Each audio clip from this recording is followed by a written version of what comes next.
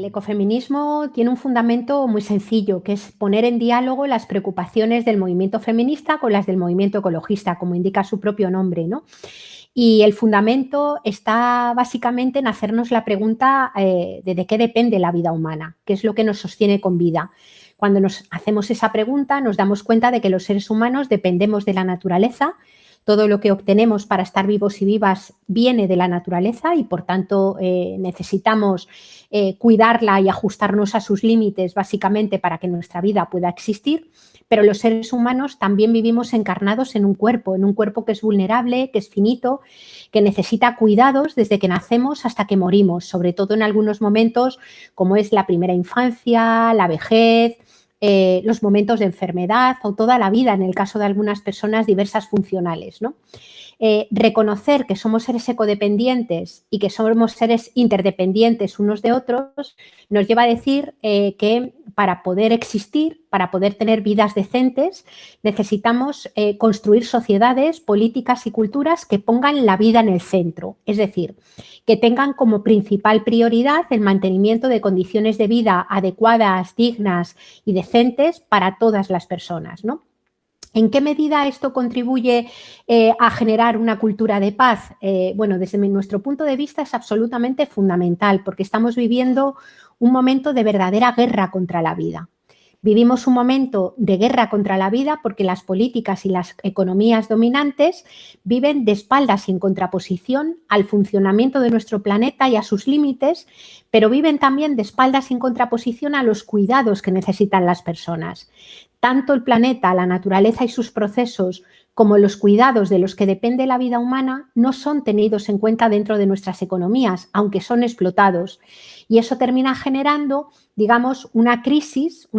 que es ecológica, que es de energía y de materiales, que es el cambio climático, que es de contaminación masiva, pero también una crisis de cuidados, que hace que aquellas personas más vulnerables tengan dificultades para ser cuidadas, a la vez que mayoritariamente las mujeres, que son quienes se han ocupado del cuidado a lo largo del tiempo, se vean obligadas a hacerlo en muy malas condiciones, ya sean las mujeres que denominamos amas de casa, que tienen que trabajar una enorme cantidad de horas, estar disponibles 24 horas al día y 365 días al año, y sus trabajos no son reconocidos, no generan derecho y son gratuitos, como esas otras mayoritariamente mujeres que lo hacen pagadas a partir de lo que se llama el empleo doméstico o el empleo de cuidadoras, pero que lo hacen en unas condiciones laborales verdaderamente precarias y verdaderamente desprotegidas, ¿no?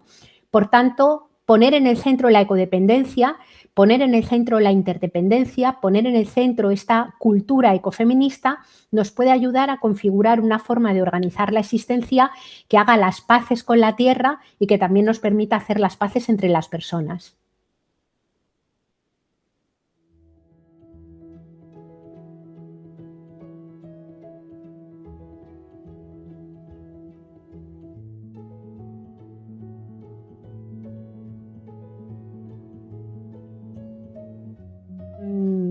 Al menos desde mi punto de vista, estos valores para nada están insertos en las personas que tienen niveles de cultura medio altos, ni en quienes nos gobiernan, ni siquiera muchas veces en el medio académico. Es decir, que precisamente los sectores del poder económico y del poder político muchas veces permanecen de espaldas a las necesidades de las personas y para nada están animados, digamos, por estos valores de cultura de paz, de justicia y de cuidados, ¿no? Por contra, muchas veces nos encontramos con que hay personas en los barrios, personas organizadas en los territorios o personas, por ejemplo, en muchos lugares del sur global, que sí que se organizan y resisten todos los días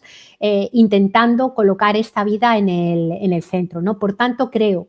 que necesitamos una importante tarea de sensibilización de nuestros políticos y políticas de forma clara y desde luego en el ámbito económico, en donde hay muchísimas personas con mucho poder que centran todos sus objetivos en el crecimiento del dinero sin preocuparse de en qué medida ese crecimiento del dinero repercute en las condiciones de vida de las personas, y cuando nos vamos a los territorios, cuando nos vamos a lo que tenemos más cerca, creo que podemos hacer varias cosas, ¿no?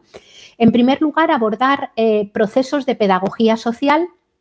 que de alguna manera nos permitan acercarnos a movimientos sociales asociaciones de vecinos y vecinas, a las AMPAs, por ejemplo, asociaciones de familias dentro de los centros educativos, y también, por ejemplo, al movimiento que se genera alrededor de los centros de salud, que suelen ser centros muy, muy interesantes de acercarse a ellos, porque reúnen al conjunto de la población, ¿no? Por tanto, creo que algún tipo de escuela, por ejemplo, con los fundamentos de la educación popular de Paulo Freire, permitirían de alguna manera ir extendiendo estos valores, ¿no? Luego creo que es también importante, yéndonos al entorno más local, el tratar de tejer alianzas entre la sociedad civil organizada y las estructuras municipales. Se habla mucho de las alianzas público-privadas y creo que sería muy importante el tratar de establecer o de impulsar alianzas público-comunitarias, ¿no? En donde nos preocupemos pues, de la soledad no deseada que hay en nuestros barrios, de las personas que están teniendo dificultades, por ejemplo, en el acceso a la vivienda o que tienen el riesgo de que les expulsen de ella, o personas que no pueden pagar su factura de la luz y que sufren lo que llamamos problemas de pobreza energética, ¿no? Creo que el acercarse, digamos, a esos colectivos y a esos núcleos de personas organizadas nos permite avanzar en estos valores y no solamente los valores, sino también en la resolución de las condiciones materiales de vida de estas personas, ¿no? Yo creo que ahí hay un importante trabajo a hacer. En estos tiempos de crisis de cuidados y de crisis ecológica, el reto es a la vez luchar contra el fin del mundo, contra el deterioro del mundo y a la vez el reto de luchar porque todo el mundo llegue a fin de mes. Y las dos cosas tienen que ir a la par.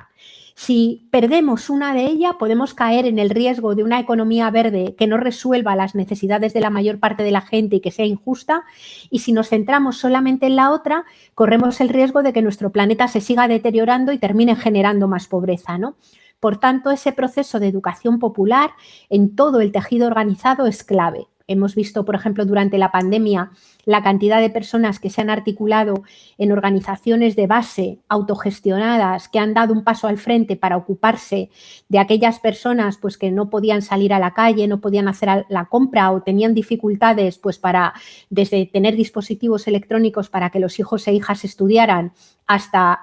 simplemente tener la alimentación. Y creo que esos núcleos de gente activa son espacios también muy, muy importantes, donde una buena parte de esos valores ya están, nacen con ellos, pero se pueden profundizar en mucha mayor medida.